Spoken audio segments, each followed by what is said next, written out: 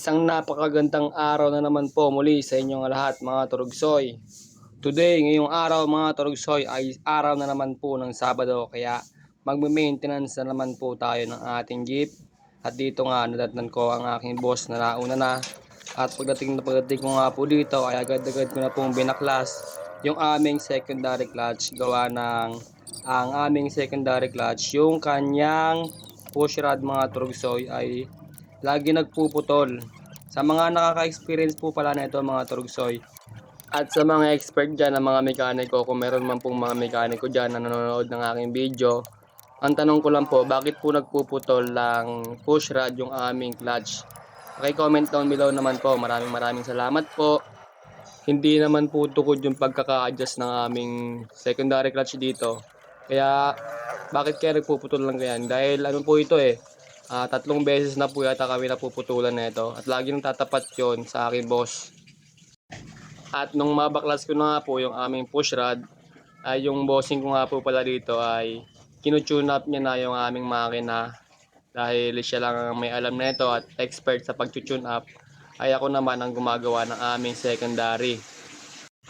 At dito naman sa mga puntong ito ay kine-check ko naman po kung mayroon mang kulang sa aming mga reserba na mga wheel cap, yung wheel cap ng pangunahan na preno, yung sa likod ng preno, ayan, kine-check up ko na yan, tinitingnan ko na kung meron pa at meron naman. At susunod naman dyan yung wheel cap naman na pangharapan, yung malalaki, chinek ko, pag check ko ay 2 piraso na lang siya, kaya napagdesisyonan ko na bumili na ng panibagong wheel cap na reserba.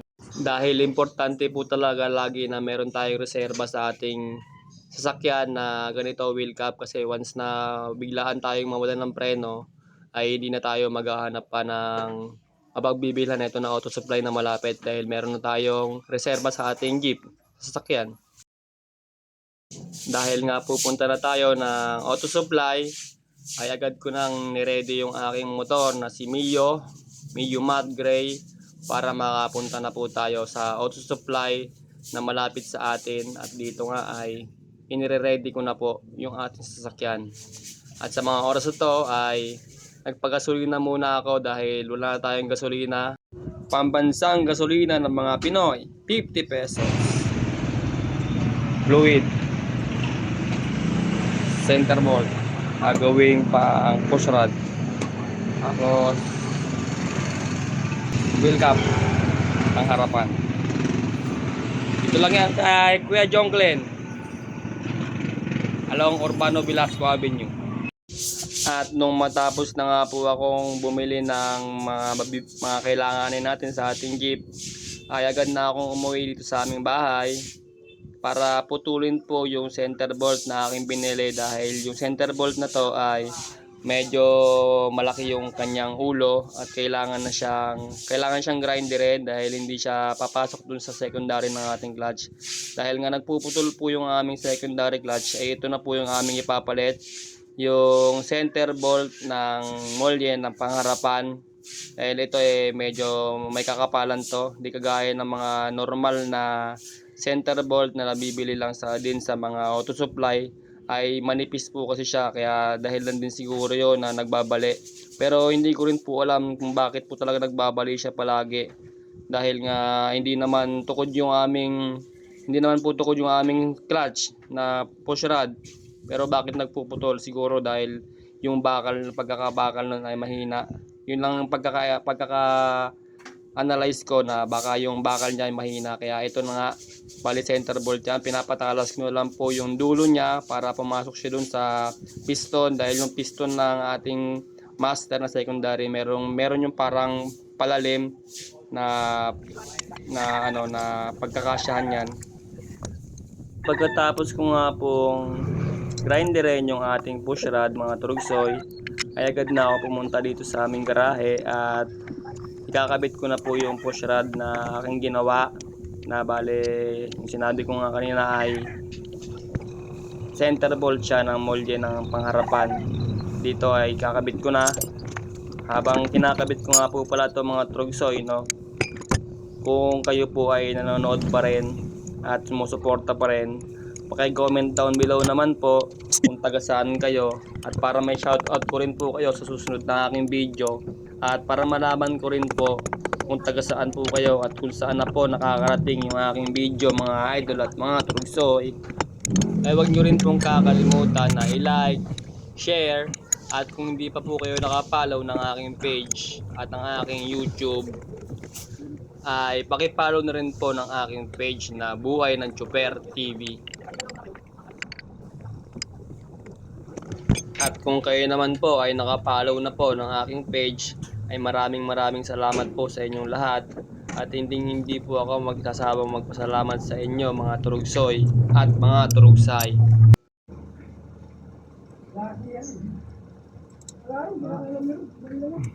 Wala? Nang matapos nga po ako dito sa aming secondary clutch na may kabit, at akin na po itong ipina-start at tinesting kung okay ba, okay yung bitaw ng clutch at okay naman po. At dito naman po mga turugsoy ay magpo-proceed naman po tayo sa pag-adjust ng preno, at sa mga oras na to ay ina-adjust ko na po yung preno natin sa hulihan, dahil itong preno na itong sa hulihan na to ay sobrang layo na po ng kanyang adjust, dahil kapag pumipreno po ako tapos nakahinto ako ay umi-stack siya ng preno, yung lining niya ay umi-stack up, tapos pag aarangkada ako bigla siyang meron tutunog at aaltog. So ibig sabihin nun mga turugsoy ay sobrang layo na po talaga ng kanyang adjustment ng kanyang piston, kaya adjustin na natin to para all goods na po yung ating preno.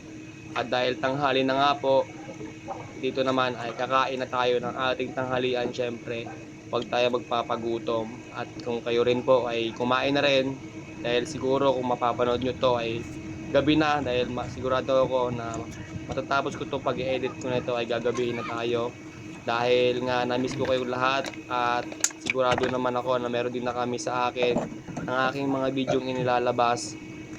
Kung meron man pong nakakamiss sa inyo ng aking mga video, pasensya na po talaga, dahil hindi po ako nakakapag-focus talaga lagi sa aking pag-upload ng mga video at pag-vlog, dahil meron tayong mas priority na ibang bagay kagaya ng pagbibiyahe. At dito nga ay ang ulam ko dito mga turugsoy ay sambot nila Paren Joel, dahil kahapon po ay nagsabong sila at sila ay nanalo, sayang at hindi ako nakasama. Bale, shoutout ko na lang din yung lagi nag-aaya sa akin magsabong na si Bay, si J. Alberca, at saka yung kapatid niya na rin na nagtitinda dyan sa aming suki na bakery na si Monique Alberca. Good luck sa pagbablog mo at sana all marami ng followers. Ngayong araw na to talaga ay sobrang dami kong ginawa. Bale, isa-isahin ko yung makina namin, kinune up, tapos yung preno natin in-adjust, tapos yung propeller natin dito ay ginarasahan ko na rin, tapos yung kingpin natin ay ginarasahan ko na rin, binombahan ko na. At sa mga oras na to ay yung karburador naman natin ang ating lilinisan, dahil nga yung minor natin mga turugsoy ay pabago-bago na rin kanyang minor, tumataas, tumababa, dahil kaya kailangan na natin siyang linisan. At nung malinisan ko to ay okay na po yung ating minor. And that's all for today mga idol at mga turugsoy. I love you all. Bye bye. Peace out.